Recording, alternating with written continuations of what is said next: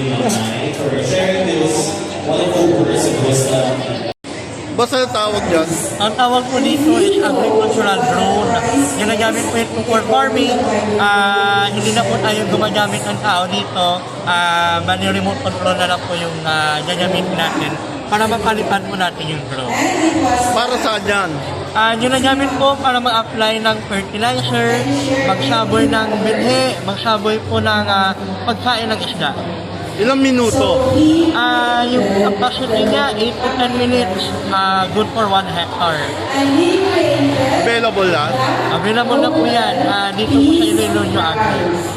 Ano ang sasabihin mo sa mga magsasaka o may-ari ng lupa? Actually, magandang gamitin po ito, lalo na ngayon medyo mahirap pumanap ng tao na magsaka ng ating mga sakahan.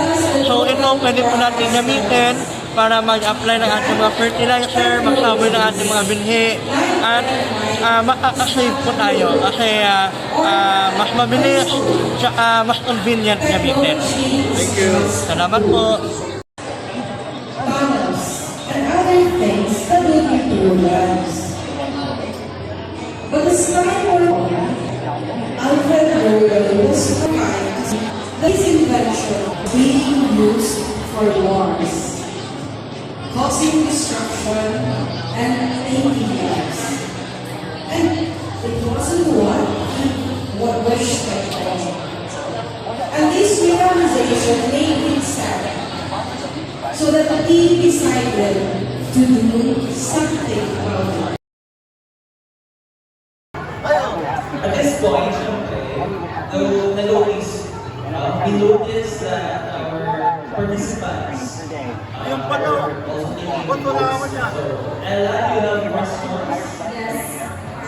Here are the 4 questions for having a Manana opening daily.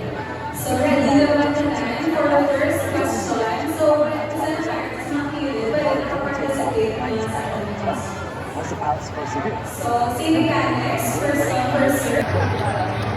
So, ready na for the second question. So, for our second question, In addition, the T-5 what is the also meaning provides of glass? own of a built-in phased array radar. And the best passenger tools. How we can use these technologies to make a difference.